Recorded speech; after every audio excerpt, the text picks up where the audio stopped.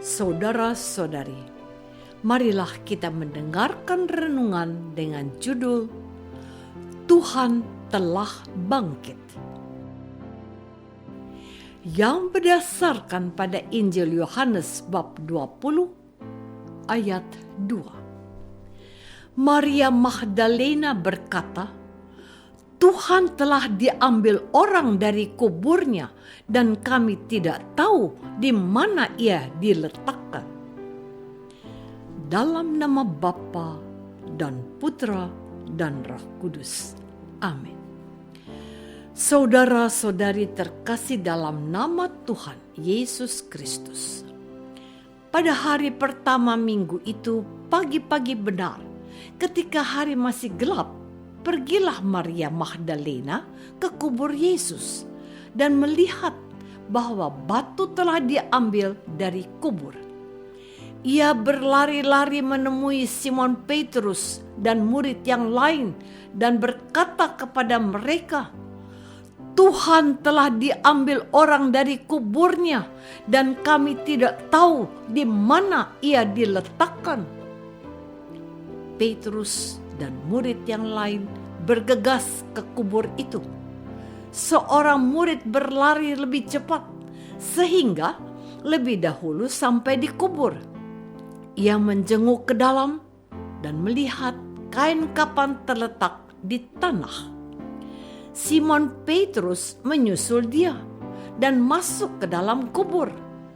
Ia melihat kain kapan terletak di tanah, sedangkan kain peluh yang tadinya ada di kepala Yesus tidak terletak dekat kain kapan itu, tetapi agak ke samping dan sudah tergulung.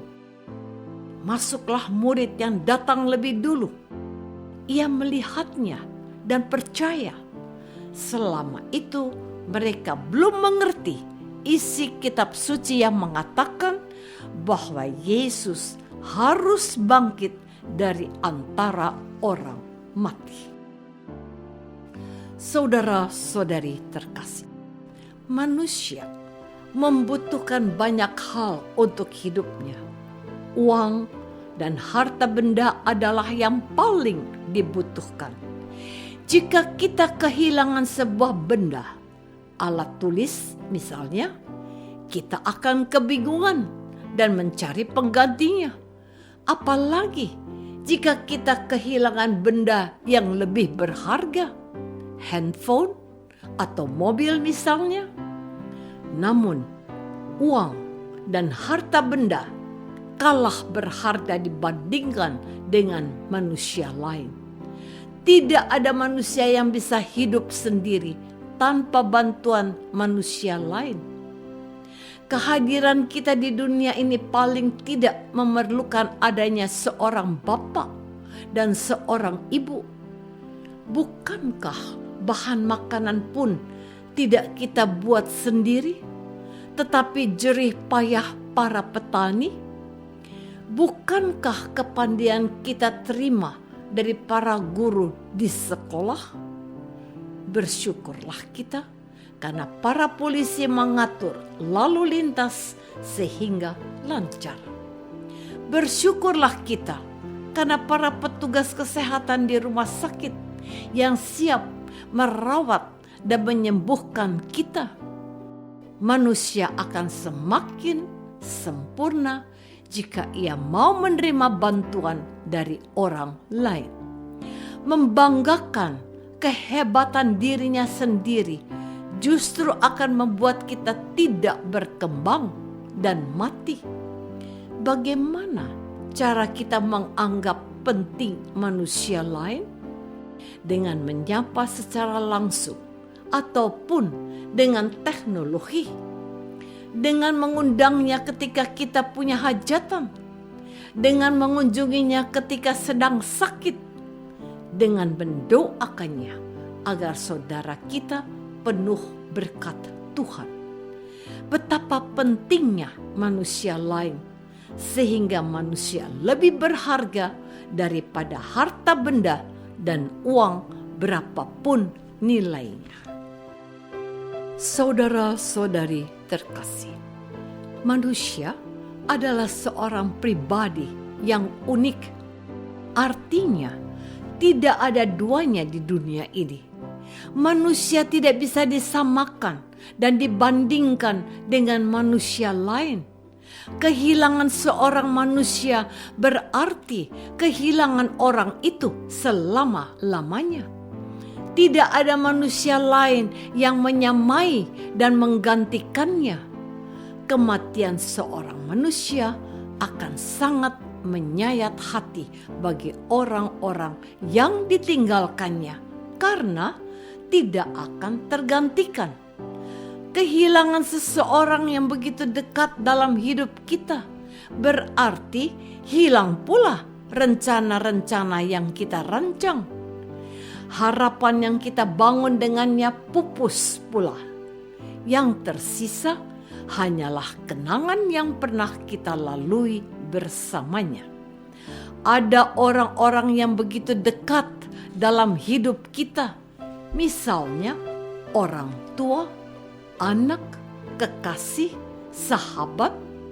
Kehilangan mereka bahkan bisa merontokkan semangat hidup kita. Jiwa kita menjadi kosong. Kematian seseorang sungguh menyesakkan jiwa karena badannya hilang, dikubur ataupun dikremasi. Putus sudah semua hubungan yang pernah terjalin bersamanya di dunia. Saudara-saudari terkasih, situasi ditinggal mati orang yang dekat dan dikasihi inilah yang dialami para murid atas kesengsaraan dan kematian Yesus. Jalan salib Yesus saja sudah membuat para murid sedih bukan kepalang. Banyak dari mereka berada di samping Yesus ketika memanggul salib. Mereka melihat betapa menderitanya Yesus. Mereka bersama Yesus dalam penderitaannya, tetapi mereka tidak dapat melepaskan bebannya.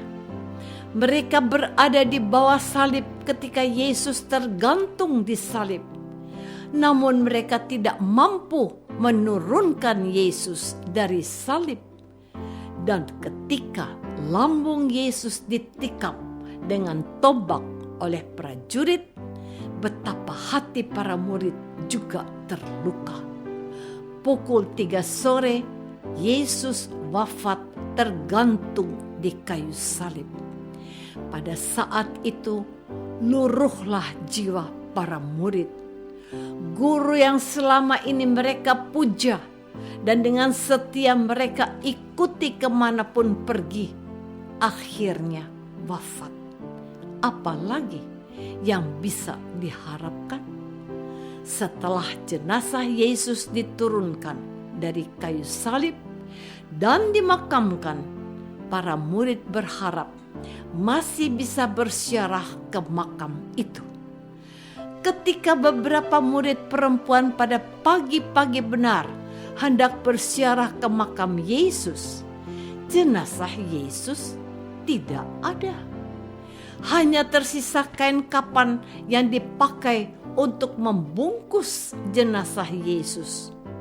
Betapa bertubi-tubi luka-luka dan kebingungan para murid.